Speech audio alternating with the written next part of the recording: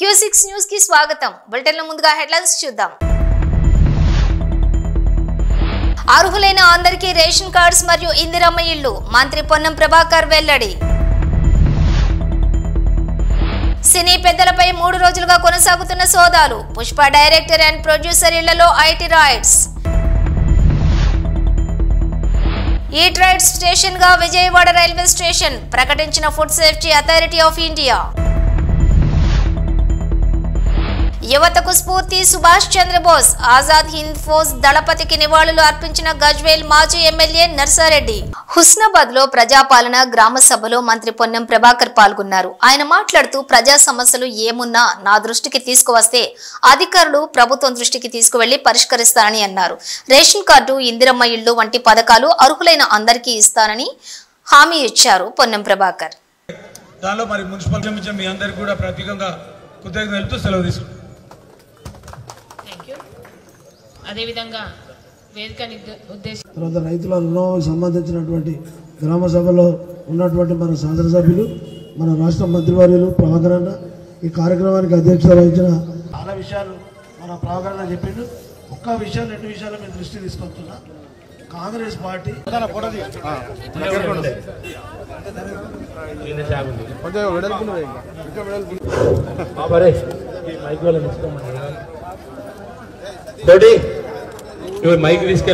వాళ్ళు తప్పిపోతే దయచేసి ప్రభుత్వ అధికారి దృష్టికి కానీ లేదా ఎన్నికల వరకే రాజకీయాలు కాబట్టి ఎన్నికల తర్వాత శాసనసభ్యుడిగా నా దృష్టికి తెచ్చిన ఈ చెప్పిన అంశాలన్నింటికి సంబంధించి పరిష్కారం చేసే బాధ్యత, దానికి సంబంధించి అటువంటి అర్హులైన వాళ్ళందరికీ ఆ పథకాన్ని ఇప్పించే బాధ్యత నాది, ఈ ప్రభుత్వంది. అందుకు నేను స్థానిక శాసనసభ్యుడిగా బాధ్యత నాది అనేది స్పష్టంగా మా నాయకత్వానికి, ప్రజలకు కూడా మీడియా ద్వారా ఈ సందర్భంగా తెలియజేస్తా ఉన్నా. దయచేసి ఆందోళన అవసరం లే, నిలదీశాలి, గొడవాడే అవసరం లే. ఎవరైనా నేనేమంటున్నా, రాజకీయ పార్టీకి ఒకవేళ నాకు చెప్పడం ఇబ్బంది అయితే అధికారికి చెప్పండి. నేను అధికారులను కోరుతా ఉన్నా, ఎవరు పార్టీకి సంబంధం లే, వాళ్లకు న్యాయంగా ఇది కావాలని అడుగుతా ఉన్నారు, అర్హత ఉన్నదంటే కాగితం తీసుకొని దాన్ని పరిశీలించండి. నేను మంత్రిగా ఒకరికి రేషన్ కార్డు ఇవ్వడమో లేదా ఇందిరమ్మలు ఇవ్వడమో అంటూ ఉండదు. నేను ఎవరికి రేషన్ కార్డు ఆపడమో ఇందిరమ్మలు ఆపడమో కూడా ఉండదు. న్యాయపరంగా ప్రజల ముందర లిస్టు పెట్టి అర్హత గల వాళ్ళందరికీ ఇచ్చే కార్యక్రమం చేస్తా. కొద్దిగా సంఖ్య ఎక్కువ అవుతుంది కావచ్చు, సంఖ్య ఎక్కువ శాంక్షన్ తీసుకొచ్చే ప్రయత్నం చేస్తా. తప్పకుండా ఆదర్శవంతంగా హుస్నాబాద్ నియోజకవర్గంలో అందరికీ, లబ్ధిదారులందరికీ న్యాయం జరిగే విధంగా మీ ప్రతినిధిగా గొంతెత్తి ప్రభుత్వంలో నాకు సంబంధించిన పరపతిని ఉపయోగించి అయినా కొంత ఎక్కువ తీసుకొచ్చి ఇస్తా. దయచేసి అర్థం చేసుకోమని చెప్పి కోరుతూ, ఎక్కడ ఆందోళన అవసరం లేదు. మీరు కూడా కన్విన్స్ చేయాలి. మీరు కూడా కన్విన్స్ చేస్తే, మీరు ఫస్ట్ కన్విన్స్ కాకపోతే ఎక్కడన్నా మీకు నోటీస్ వస్తే మీరు నా నోటీసుకు తెచ్చినాక నేనేం చెప్తా అంటే, ఎప్పుడు కానీ సమాజంలో ఓల్డ్ సిస్టంలో సామధాన భేద దండ ముందు చెప్పండి. అరే వాళ్ళు చేస్తారు, మనం ఎందుకు చేయమని చెప్పండి. లేకపోతే మీకు ప్రజాస్వామికంగా ఎవరికైనా నిరసన చెప్పే హక్కు ఉంది. నేను నా దృష్టికి రాకుండానే చెప్పకుండానే ఎవరైనా నిరసన చేస్తే కూడా వాళ్ళకి హక్కున్నది. కానీ నేనేమంటాను, నేనంతా కూడా ప్రజాస్వామికంగా ఉండాలనుకుంటున్నాను. కాబట్టి ఎవరైనా ఏదైనా ప్రజల సమస్య ఉంటే, సామాన్యుడు కావచ్చు, రాజకీయాలకు సంబంధం లేకపోయినా మహిళా సంఘాలు కావచ్చు, యువజన సంఘాలు కావచ్చు, కుల సంఘాలు కావచ్చు, ఎవరైనా నా దృష్టికి తెస్తే దాన్ని తప్పకుండా నా దగ్గరకు వచ్చిన కాగితం వృధాగా పోదు. దాన్ని తప్పకుండా సంబంధిత అధికారి ద్వారా సమీక్షింపజేసి న్యాయం చేసే విధంగా చర్యలు తీసుకుంటా అనే మాట మనవి చేస్తూ అందరికీ మరొకసారి హృదయపూర్వకంగా నమస్కారాలు. సినీ ప్రముఖులపై 3 రోజులుగా ఐటీ రైడ్స్ కొనసాగుతున్నాయి. పుష్ప సినిమా డైరెక్టర్ సుకుమార్, పుష్ప 2 నిర్మాత ఇళ్లలో ఐటీ రైడ్స్ కొనసాగుతున్నాయి. అలాగే నిర్మాత రిలయన్స్ శ్రీధర్ ఇంట్లో కూడా ప్రముఖ నిర్మాణ సంస్థ మ్యాంగో సంస్థపై కూడా కొనసాగుతున్నాయి సోదాలు. పరిశుభ్రమైన, సురక్షితమైన ఆహార విధానాలను అవలంబించినందుకు food safety authority of India నుంచి విజయవాడ రైల్వే స్టేషన్ కు ఈట్ రైట్ స్టేషన్ ధృవీకరణ లభించింది. 85% కంటే ఎక్కువ మార్కులు సాధించి విజయవాడ ఆదర్శప్రాయమైన ప్రామాణిక 5 star eat right station certification ను సాధించింది. ఈ సందర్భంగా divisional railway manager Narendra Anandarao Patil సిబ్బందిని అభినందించారు.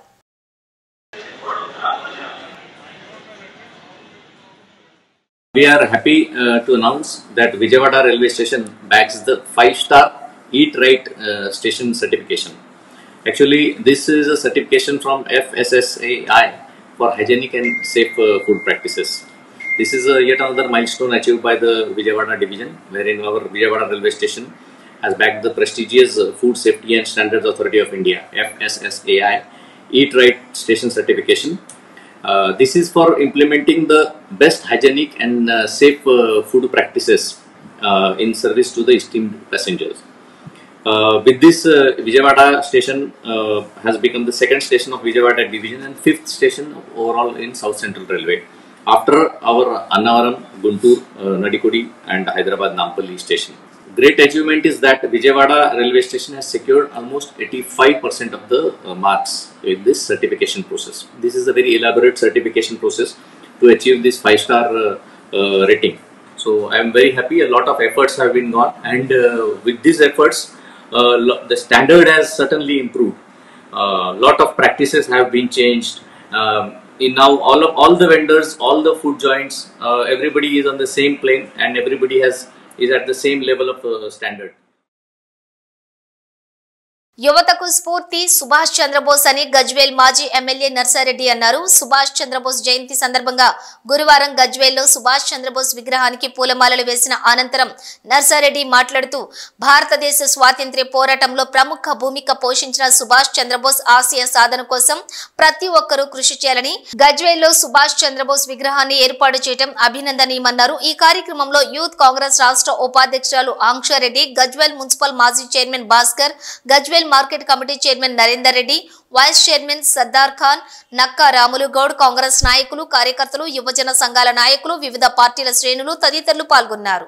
ఈరోజు 128వ జయంతి సందర్భంగా గజ్వేల్లో మొన్ననే కొత్తగా స్థాపించుకున్న మనం సుభాష్ చంద్రబోస్ గారి విగ్రహానికి నివాళులర్పించడము మా అదృష్టంగా భావిస్తూ, అదేవిధంగా ఈ విగ్రహానికి సహకరించిన ఇక్కడ యువకులందరికీ ప్రత్యేకంగా బాల్ కుమార్ బృందానికి అభినందిస్తూ, నిజంగా కూడా మనం అందరం కూడా ఈరోజు సుభాష్ చంద్రబోస్ గారి చూస్తేనే ఇక్కడున్న యువకులందరికీ కూడా ధైర్యం వచ్చే విధంగా ఆయన మాటలు ఉండే. ఎందుకంటే ఆ రోజు ప్రతి ఒక్క భారతీయ యువకులలో ధైర్యం నింపిన ఆ మహాశాలి. అటువంటి ధైర్యం ఉంటే మనం జీవితంలో ఏదైనా సాధించగలుగుతామని ప్రతి ఒక్కరికి ఆశలు కల్పించిన ఆ నాయకుడు.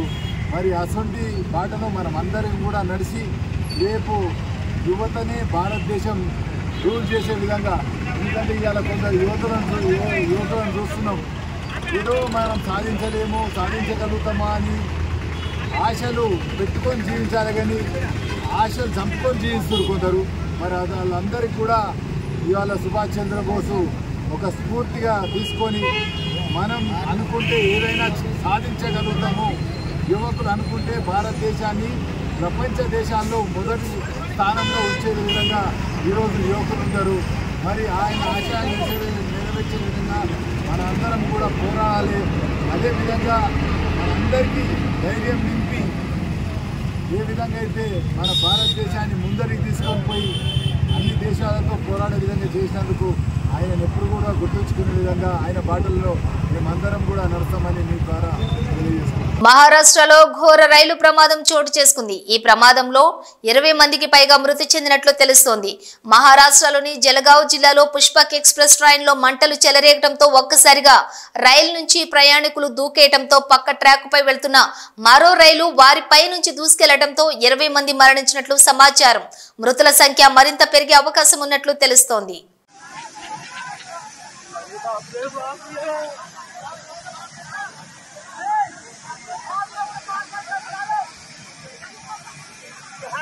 శ్రీకాకుళం జిల్లా పాలకొండ మండలం అరదలి గ్రామంలోని అరుదైన వింతైన చేప కనిపించింది. అరదలి చెరువులో చేపలు పడుతూ ఉండగా కుప్పిలి బద్ద అనే వ్యక్తికి ఈ చేప దొరికింది. ఇది మన జిల్లాలో ఎక్కడా కనిపించదు. నీరు లేకపోయినా జీవించగల చేప. గ్రామస్తులు డెవిల్ ఫిష్ గా దీనిని చెబుతున్నారు. దీనిని చూడటానికి చుట్టుపక్కల గ్రామాల నుండి ప్రజలు వస్తున్నారు. దొరికిందా వద్దానా నేను కోళ్లను మృత్యువాత పడేలా చేస్తున్న అంతు చిక్కని వైరస్ పశ్చిమ గోదావరి జిల్లాను తీవ్రంగా ప్రభావితం చేస్తోంది. సాయంత్రం ఆరోగ్యంగా కనిపించే కోడి తెల్లవారుజామున చనిపోతున్న దారుణ పరిస్థితులు కనిపిస్తున్నాయి. ఈ వ్యాధి కారణంగా జిల్లాలో ఇప్పటి వరకు 1,00,000కు పైగా కోళ్ల మృత్యువాత పడ్డాయని తెలుస్తోంది. ముఖ్యంగా పందాల కోసం ప్రత్యేకంగా పెంచిన కోళ్లు కూడా వైరస్ బారిన పడి మరణించాయి. దీంతో కోళ్ల పెంపకందారులు భారీ నష్టాలు చవిచూస్తున్నారు. ఇక ఇదే వైరస్ 4 ఏళ్ల క్రితం కూడా పశ్చిమ గోదావరిలో కోళ్లపై తీవ్రంగా ప్రభావితం చేసింది. అప్పట్లో కోళ్లు పెద్ద సంఖ్యలో చనిపోవడంతో మార్కెట్లో అమ్మకాలు పూర్తిగా పతనమయ్యాయి. వైరస్ తగ్గుముఖం పట్టడానికి చాలా రోజులు పట్టింది. ఇప్పుడు మరోసారి ఇదే వైరస్ తిరిగి ప్రబలుతోందని ఆరోపణలు వినిపిస్తున్నాయి. మృత్యువాత చెందినటువంటి కోళ్లను రహదారుల ప్రక్కన సంచుల్లో వేయటం వల్ల వైరస్ మరింత వేగంగా వ్యాపించే ప్రమాదం ఉందని వైద్యులు హెచ్చరిస్తున్నారు. కోళ్ల కళేబరాలను 3 అడుగుల లోతైన గోతిలో పూడ్చి సున్నం వేసి నశింపచేయాలని లేదా కాల్చేయాలని సూచిస్తున్నారు. ఈ విధంగా చేస్తే వైరస్ వ్యాప్తి నుంచి మిగిలిన కోళ్లను కూడా రక్షించవచ్చు. వైరస్ ప్రభావిత ప్రాంతాల్లో కోళ్ల మాంసం తినడం ప్రమాదకరమని వైద్యులు సూచిస్తున్నారు. దావోస్ లో మీడియాతో ముఖ్యమంత్రి నారా చంద్రబాబు నాయుడు మరియు మంత్రి నారా లోకేష్, కేంద్ర మంత్రి రామ్మోహన్ నాయుడు మాట్లాడారు. Strong state make strong nation అని మా ప్రధాని చెప్తూ ఉంటారని, రాష్ట్రాలుగా ఇక్కడ పెట్టుబడుల కోసం పోటీ పడుతున్న ఇండియా ఫస్ట్ అనే వాయిస్ తో అందరం ఇక్కడ సమావేశమయ్యామన్నారు. దేశం కోసం ఆర్థికంగా బలమైన రాష్ట్రాలే దేశానికి పునాదని చెప్పారు నారా లోకేష్. పల్నాడు జిల్లా మాచివరం మండలం వేమవరంలోని సరస్వతి పవర్ ఇండస్ట్రీస్ భూముల రిజిస్ట్రేషన్ ను అధికారులు రద్దు చేశారు. వేమవరంలోని 20 ఎకరాలు, పెన్నెల్లి గ్రామంలోని 4.84 ఎకరాల అసైన్డ్ భూమి రిజిస్ట్రేషన్ కలెక్టర్ అరుణ్ బాబు ఆదేశాలతోటి అధికారులు రద్దు చేశారు. పల్నాడు జిల్లాలో జగన్ కుటుంబానికి కేటాయించిన సరస్వతి పవర్ ఇండస్ట్రీస్ భూముల్లో అటవీ, రెవెన్యూ శాఖ అధికారులు ఇటీవల సర్వే నిర్వహించారు.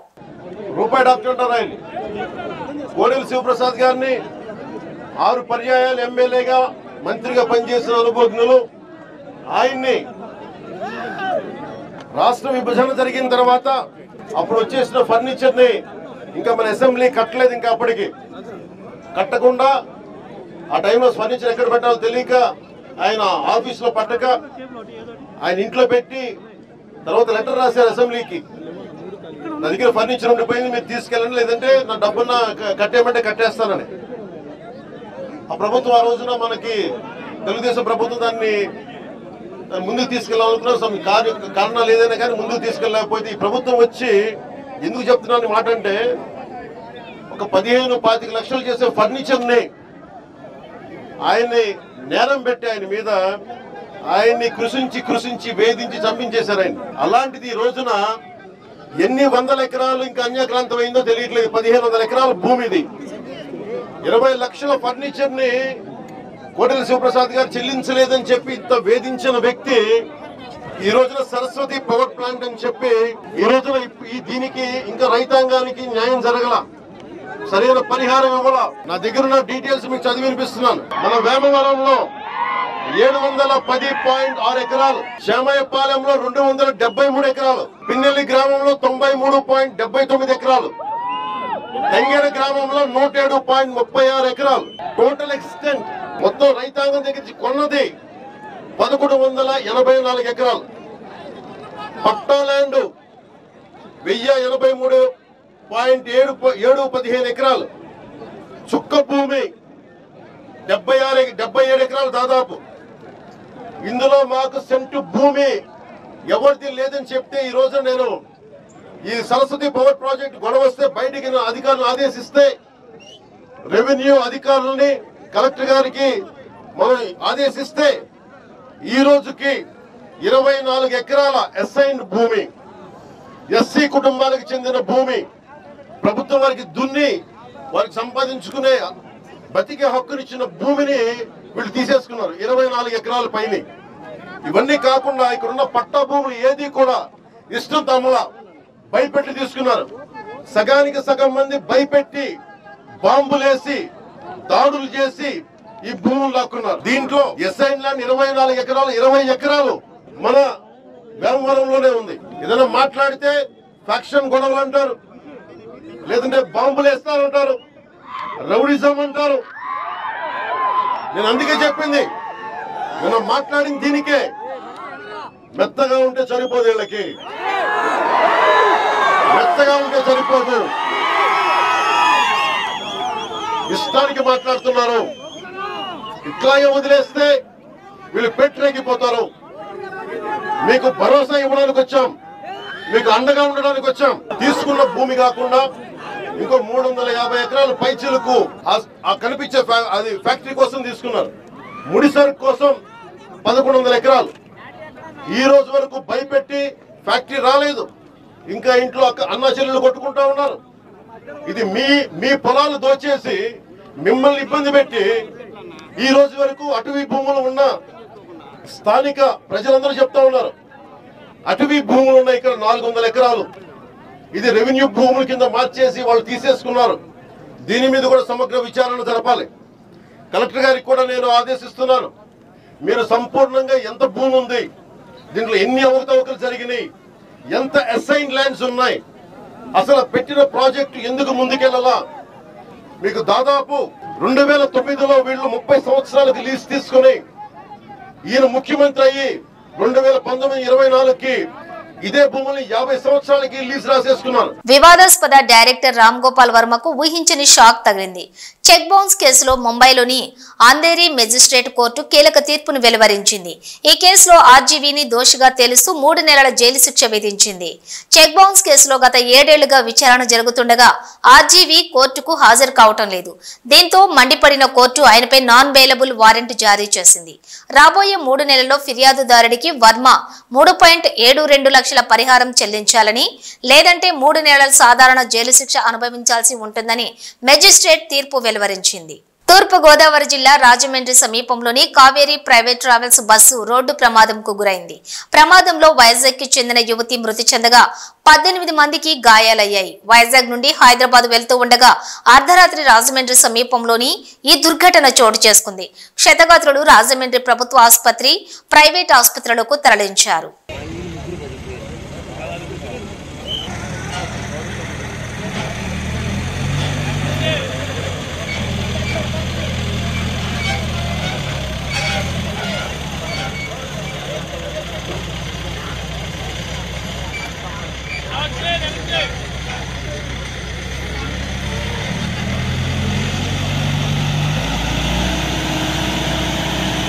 సిద్దిపేట జిల్లా మర్కోక్ మండలం గణేష్ పల్లిలోని గురువారం 128వ సుభాష్ చంద్రబోస్ జయంతి వేడుకలు గ్రామ తాజా మాజీ సర్పంచ్ మంజుల శ్రీరాములు అధ్యక్షతన నిర్వహించారు.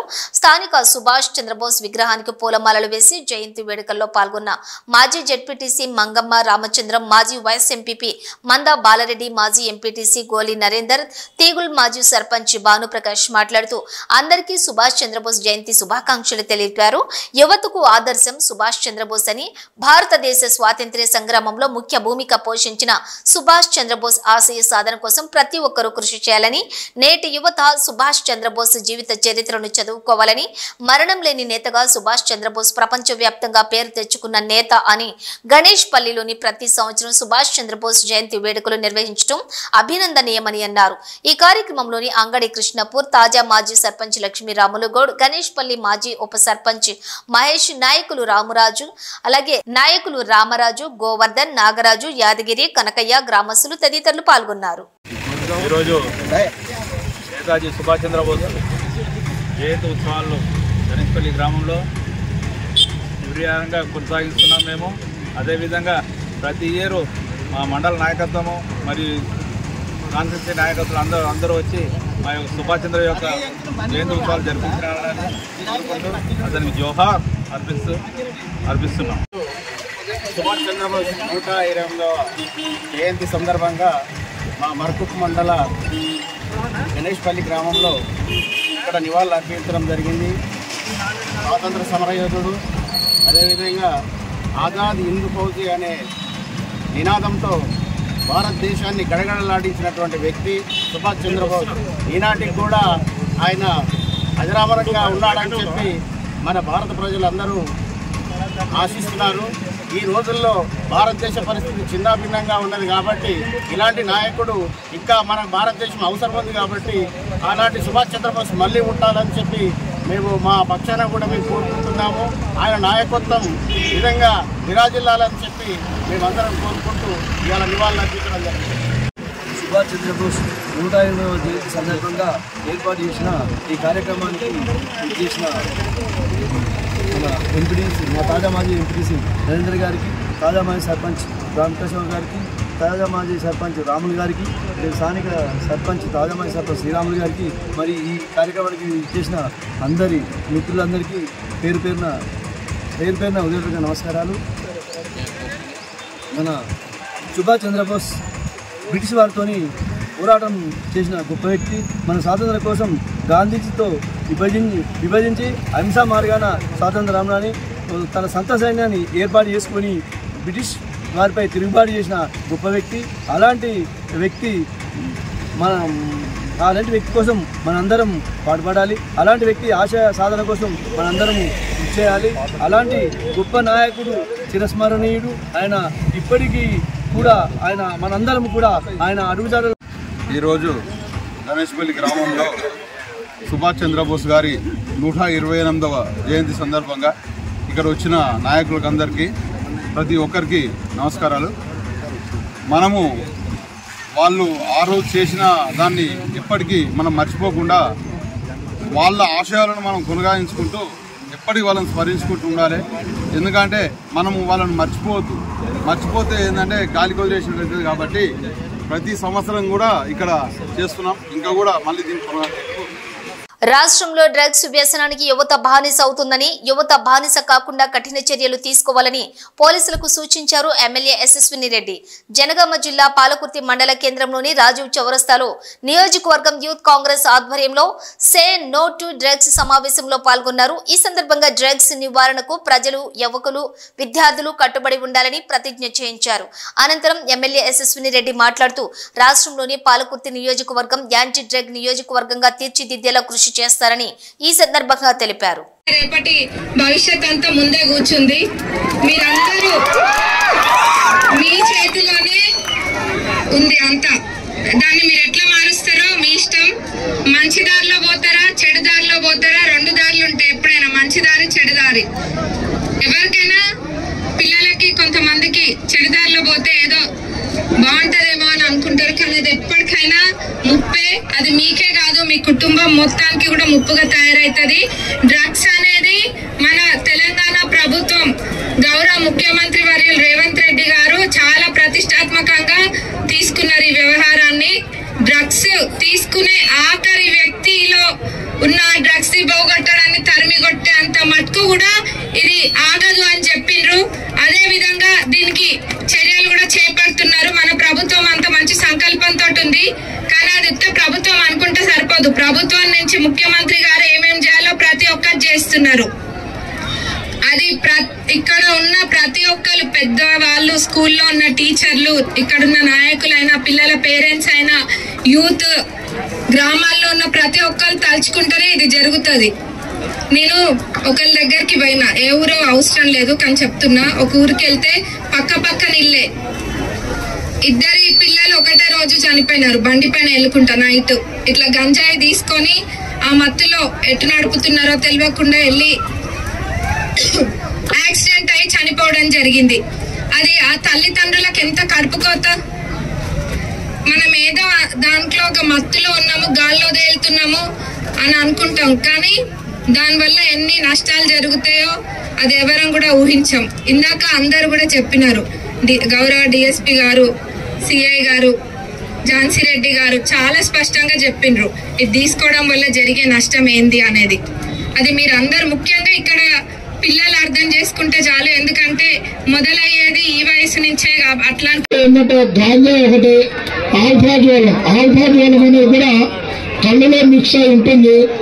ఆ కళ్ళులో ఆల్ఫా జ్వరము కలిపి తాగడం వల్ల బాగా మనకు మత్తు వచ్చేసేసి మనం ఏం చేస్తున్నాము, మనం ఏ దేని మీద కాన్సన్ట్రేట్ చేస్తే అదే విధమైనటువంటి ఊహాలు ఉంటాయి మనకు. ఎందుకంటే గాల్లో తేలిపోయినట్టు మన ముందు ఎవరున్నారు, మన అక్క ఉన్నదా, చెల్లె ఉందా, తల్లిదండ్రులు ఉన్నారా, ఎవరున్నారా అనేది కూడా మనకు ఇంగిత జ్ఞానం కోల్పోయి ప్రవర్తిస్తూ ఉంటాం. కాబట్టి ఈ ఆల్ఫా జ్వరం అనేది కూడా మీరు నోటీస్ చేస్తే ఖచ్చితంగా మాకు ఇన్ఫర్మేషన్ ఇవ్వాలని ఈ సభాముఖంగా కోరుకుంటా ఉన్నాను.